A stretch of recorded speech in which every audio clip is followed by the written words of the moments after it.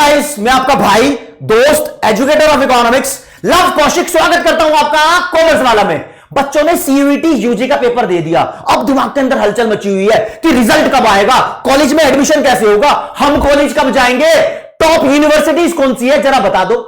इस छोटी सी वीडियो के अंदर सारी समस्याओं का समाधान आपके लिए लेकर आ गया हूं। बहुत फ्रूटफुल वीडियो है, तो इसको एंड तक देखना आपके लिए जरूरी है।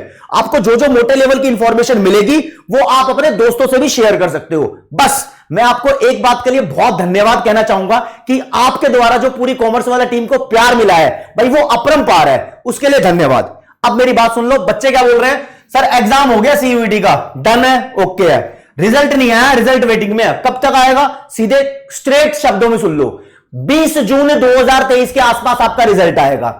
ओके रिपोर्ट है। रिजल्ट आते ही कॉलेज में काउंसलिंग प्रोसेस शुरू हो जाता है। एडमिशन का काउंसलिंग प्रोसेस होता है। एक्चुअली वो होता क्या है, इस बात पे नजर डालो। जिस दिन रिजल्ट आएगा उसके अगले दिन जब आपने सीयूईटी के लिए अप्लाई किया था तो कुछ कॉलेज या फिर यूनिवर्सिटीज सेलेक्ट की थी, चूज की थी। उन सभी यूनिवर्सिटीज की वेबसाइट पे अगर आप जाओगे तो उन सभी यूनिवर्सिटीज ने अपना एडमिशन पोर्टल चालू कर दिया होगा। जैसे दिल्ली यूनिवर्सिटी है, उसके एडमिशन पोर्टल को CSAS बोलते हैं और काफी सारी यूनिवर्सिटीज में सिर्फ एडमिशन पोर्टल ही बोलते हैं। वहां पर जाकर आपको रजिस्टर करना पड़ेगा। जो आपका रिजल्ट आया होगा उसके मार्क्स आपको अपलोड करने पड़ेंगे उसके एडमिशन पोर्टल पे। जब आप अपलोड करोगे तो आप कैसे अपलोड करोगे, आपको आपका कोर्स दिखाई देगा जो आपने जिसके लिए प्रेफरेंस दिखाई होगी। उस कोर्स में कुछ सब्जेक्ट के कॉम्बिनेशन मांग रहा होगा, तो जो सब्जेक्ट के कॉम्बिनेशंस हैं उनके ही नंबर आपको डालने हैं। देखो जी कैसे, मान लो आपने 6 पेपर का सीयूईटी दिया था, मतलब 6 सब्जेक्ट दिए थे सीयूईटी के एग्जाम में, लेकिन आपने इकोनॉमिक्स ऑनर्स करनी है दिल्ली यूनिवर्सिटी से। तो दिल्ली यूनिवर्सिटी जो 3 सब्जेक्ट मांग रही है, एक आपका लैंग्वेज हो गया, एक इकोनॉमिक्स हो गया, एक मैथमेटिक्स हो गया, तो तीनों के नंबर आप वहां पर डालोगे।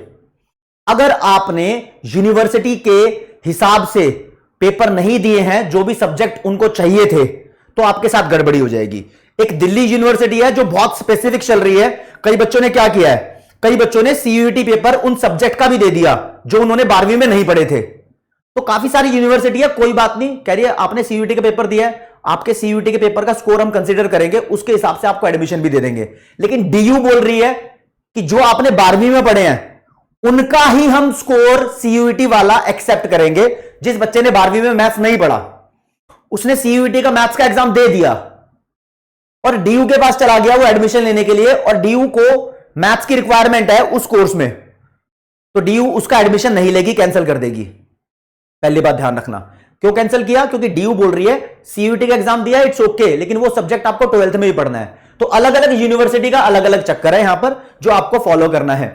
और हर एक यूनिवर्सिटी ने अपने वेबसाइट पे ये बता दिया है कि कौन से कोर्स के लिए इंफॉर्मेशन बुलेटिन होती है ना, वहां पर बता रखा है कि कौन से कोर्स के लिए कौन कौन से सब्जेक्ट का कॉम्बिनेशन उसको चाहिए। तो आप प्लीज पहले वो भी नोट कर लो, ठीक है, और अपनी चॉइस पहले सिलेक्शन बना लो दिमाग के अंदर कि हाँ भाई ये सब्जेक्ट इस यूनिवर्सिटी के अंदर मांगे हैं, मेरी 2 4 5 यूनिवर्सिटीज ही हैं, इसमें से किसी एक में मुझे एडमिशन चाहिए, इस वाले कोर्स में चाहिए, और ये मेरा स्कोर मैं ऐसे ऐसे अपलोड कर दूंगा।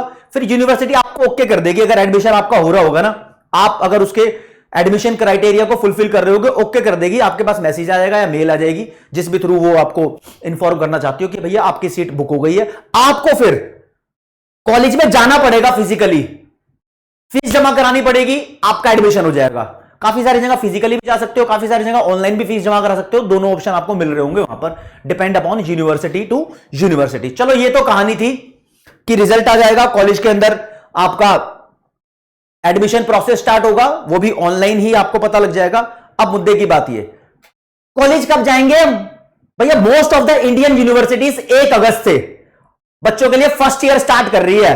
तो all the best guys, college के तो मजे आने वाले हैं, कॉलेज की लाइफ बहुत अच्छी होती है। चलो जी ये भी हो गया। अब मुद्दे की बात ये, कुछ बच्चे बोल रहे होंगे सर जो दिल्ली यूनिवर्सिटीज में non collegiate for women education board है, जो सिर्फ लड़कियों के लिए है, वहां पर वीकेंड पर क्लास होती है, उसके लिए भी सीयूईटी था क्या? नहीं, उसके लिए सीयूईटी नहीं था। वो 12वीं क्लास में जो तुम्हारे नंबर थे उसके मेरिट के हिसाब से वो वहां पर एडमिशन लेंगे। और किसी स्कूल ऑफ ओपन लर्निंग के लिए ये सीयूईटी नहीं था, ये सिर्फ रेगुलर कॉलेजेस के लिए था। और मुद्दे की बात, अगर आपने सीयूईटी के लिए जब अप्लाई किया था और मान लो किसी यूनिवर्सिटी को आप सेलेक्ट करना भूल गए थे, मान लो एग्जांपल के तौर पे कि आप जामिया मिलिया इस्लामिया यूनिवर्सिटी को वहां सेलेक्ट करना भूल गए थे, लेकिन अब आप चाहते हो कि जामिया मिलिया इस्लामिया यूनिवर्सिटी के अंदर आपका एडमिशन हो जाए, तो यह पॉसिबल नहीं है। चाहे आप एडमिशन क्राइटेरिया को फुलफिल कर रहे हो तब भी पॉसिबल नहीं है। जिन यूनिवर्सिटी को आपने सेलेक्ट किया था उसी यूनिवर्सिटी में आप एडमिशन ले सकते हो। पहली बात तो ये आपको दिमाग में बसानी है, ठीक है। जो वहां पर सेलेक्ट की थी भैया उसी पे ध्यान देना, कहीं इधर उधर अब दिमाग चले कि नहीं यार मेरे से तो गलती हो गई थी, अब मेरे को उस वाली यूनिवर्सिटी में चाहिए, उस वाली में चाहिए, तो ऐसा नहीं चलेगा। और अब मुद्दे की बात बता दूं, आपको अपना स्कोर कैसे करना है। मान लो आपने 3 सब्जेक्ट का पेपर दिया है, तो एक जनरली 200 नंबर का एक सब्जेक्ट होता है, जो आपका जीटी है जनरल टेस्ट, वही एक्स्ट्रा होता है, वही आपका मेरे ख्याल में 250 नंबर का हो रहा है ना। हर एक क्वेश्चन 5 नंबर का, 40 यहां पर होते हैं, 50 जनरल टेस्ट में हो गए, तो आपके यहां से बन गए, ठीक है ना। तो 450 ये हो गए। जैसे कि मान लो एक 200 नंबर का पेपर है आपका, दूसरा भी 200 का हो गया, एक जनरल टेस्ट हो गया 250 का, तो आपका 650 टोटल मार्क्स बन गए। 650 में से कितने आए हैं आपको वहां पर वो बताने हैं। जिस कोर्स के लिए जनरल टेस्ट की रिक्वायरमेंट है वहां पर जनरल टेस्ट का स्कोर काउंट करना, जहां रिक्वायरमेंट नहीं है वहां मत करना। जैसे कि दिल्ली यूनिवर्सिटी में बैचलर ऑफ मैनेजमेंट स्टडीज है, एक BBA in finance and investment है, और एक बैचलर ऑफ बिजनेस इकोनॉमिक्स है, वहां पर जनरल टेस्ट की रिक्वायरमेंट है, वहां पर इसका स्कोर आप काउंट कर सकते हो। लैंग्वेज का स्कोर सभी कोर्सेज में, ऑलमोस्ट सभी कोर्सेज में काउंट हो रहा है, तो वो तो आपका मैंडेटरी है कि वहां पर माना ही माना जाएगा। तो 650 में से आपके कितने नंबर आए हैं वो देखना। काफी सारी यूनिवर्सिटी बोल रही है 4 सब्जेक्ट के नंबर कंसीडर करेंगे। आपने चाहे 10 सब्जेक्ट के पेपर दे दिए, लेकिन आप अपने टॉप 4 भरना। कौन से टॉप 4? ये टॉप 4 भी होने चाहिए और वो भी होने चाहिए जो यूनिवर्सिटी ने मांगे हैं। Generally most of the university में 3 पेपर की रिक्वायरमेंट थी, यानी 3 पेपर, एक लैंग्वेज हो गया, 2 कोर्स से रिलेटेड सब्जेक्ट हो गए। जैसे कि डीयू के बीकॉम ऑनर्स की बात करूं तो वहां पर एक लैंग्वेज का पेपर मैंडेटरी है, ठीक है। दूसरा आपके पास अकाउंट्स या मैथमेटिक्स, दोनों में से एक होना चाहिए।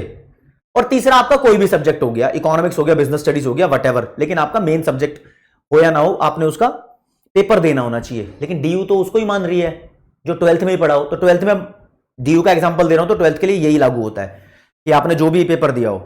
अब कोई बच्चा बोलेगा सर मुझे डीयू में मैथ्स और अकाउंट्स में से एक चाहिए बीकॉम ऑनर्स में एडमिशन के लिए, तो मैं एक लैंग्वेज लगा लेता हूं, एक मैथ्स और एक दूसरा सब्जेक्ट। हाँ लगा लो, दूसरा सब्जेक्ट मैथ्स के साथ अकाउंट्स हो सकता है, हाँ हो सकता है, कोई दिक्कत नहीं, मैथ्स और अकाउंट्स दोनों भी लगा सकते हो, ठीक है। वहां 3 सब्जेक्ट की रिक्वायरमेंट है, जनरली 3 ही सब्जेक्ट की रिक्वायरमेंट है। और अगर मैं जनरल टेस्ट को इंक्लूड ना करूं तो 600 में से कितने नंबर बन रहे हैं भैया। डीयू के टॉप कॉलेज में एडमिशन लेना है तो मोर देन 500 मार्क्स वालों को मिलेगा एडमिशन, ये एक्सपेक्टेड है। अब आप बोलोगे सर टॉप यूनिवर्सिटीज बता दो, खैर वो तो कॉलेज वाइज जब अपनी कट ऑफ आएगी वो तब पता लग जाएगा आपको, जब रिजल्ट आ जाएगा उसके बाद वो अपना अपना कट ऑफ दिखा देंगे और आपको बता देंगे ऑनलाइन एडमिशन किस बेसिस पर और मतलब कितने नंबर पर वो दे रहे हैं। अब मुद्दा ये बनता है भैया, सीधी सीधी बात बता दो सर टॉप 10 यूनिवर्सिटीज कौन सी है सीयूईटी के हिसाब से इंडिया में। देखो इंडिया में NIRF है जो रैंकिंग प्रोवाइड करती है यूनिवर्सिटीज को, तो उसके हिसाब से लेटेस्ट रैंकिंग बता रहा हूं जून के महीने की, ठीक है। जून के महीने की latest ranking top 10 universities under graduate course के हिसाब से। नंबर 1 पे जवाहरलाल नेहरू यूनिवर्सिटी, JNU बोलते हैं, दिल्ली में है। नंबर 2 पे जामिया मिलिया इस्लामिया यूनिवर्सिटीज, ये भी दिल्ली में है। नंबर 3 पे BHU बनारस हिंदू यूनिवर्सिटीज, ये यूपी में है, उत्तर प्रदेश में वाराणसी, बनारस और वाराणसी एक ही बात है, काशी भी बोलते हैं उसको, वहां पर है। फिर अलीगढ़ मुस्लिम यूनिवर्सिटी यूपी में है, अलीगढ़ इलाके में है। यूनिवर्सिटी ऑफ हैदराबाद, नाम से पता लगता है हैदराबाद में ही है। फिर ये हमारी प्यारी डीयू, यूनिवर्सिटी ऑफ दिल्ली। तुम कहोगे यार ये तो इंडिया की टॉप यूनिवर्सिटी है, 6ठे नंबर पे क्यों है?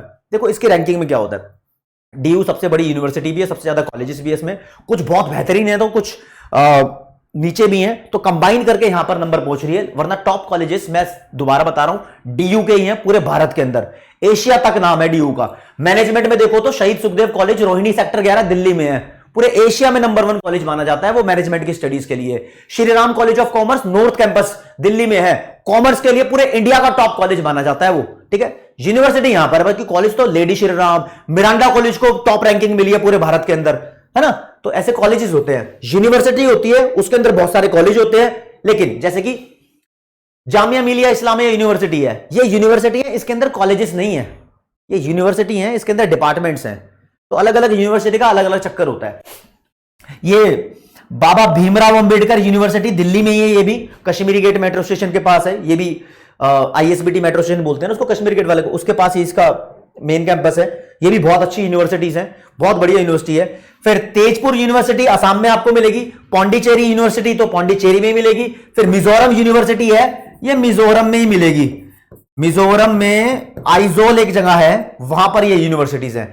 ये NIRF के हिसाब से टॉप 10 यूनिवर्सिटीज हैं। आपको कौन सी यूनिवर्सिटी में एडमिशन लेना है, ये आपका टारगेट होना चाहिए। कलकत्ता की यूनिवर्सिटी बढ़िया है, गुजरात की यूनिवर्सिटी बढ़िया है, इसका मतलब ये नहीं है कि टॉप 10 ये है तो और यूनिवर्सिटीज बेकार है। नहीं नहीं, ऐसा नहीं है। देखो सच्चाई आपको बताऊं तो ये जरूर मैटर करता है कि आपने कौन से कॉलेज और कौन से यूनिवर्सिटी से पढ़ाई की है, लेकिन लॉन्ग रन के अंदर यह मैटर करेगा कि आपके अंदर कितना टैलेंट है। अपने टैलेंट पे ध्यान देना, लंबे समय में यही मैटर करेगा। शॉर्ट रन के लिए काफी हद तक ये हो सकता है कि हाँ भाई इस पर्टिकुलर कॉलेज से आपने पढ़ाई की है तो आपको ज्यादा सैलरी पैकेज मिल जाएगा, लेकिन फिर क्या, उसके बाद तो आपको परफॉर्म अच्छा ही करना पड़ेगा। अच्छा परफॉर्म नहीं करोगे तो आपका प्रमोशन नहीं होगा। और चाहे जो उससे हटके थोड़े लोअर कॉलेज या यूनिवर्सिटी से पढ़ाओ, उसके अंदर टैलेंट है ना, उसकी चाहे नौकरी नीचे लगेगी लेकिन प्रमोट होता होता होता होता उससे भी ऊपर पहुंच जाएगा। तो लॉन्ग रन में बातें देखी जाती है। कई बार ऐसा लगता है ना, सीनियर्स को, एक पिक्चर देखी मैंने, उसके अंदर एक पुलिस वाला कहता है यार मेरे जूनियर का प्रमोशन हो गया, वो पुलिस वाला इंस्पेक्टर का इंस्पेक्टर रह गया, जूनियर कमिश्नर बन गया।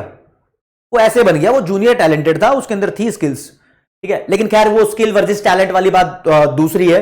लेकिन आपको जो बातें पता होनी चाहिए थी वो मैंने बताई हैं। अगर आपका अभी भी कोई दिक्कत, डाउट, परेशानी है, बड़े प्यार से मैं अवेलेबल हूं आप लोगों के लिए, आपका प्यार मिलता रहता है। प्लीज कमेंट सेक्शन में बताओ और आपकी सारी दिक्कत, डाउट, परेशानी को सॉल्व किया जाएगा।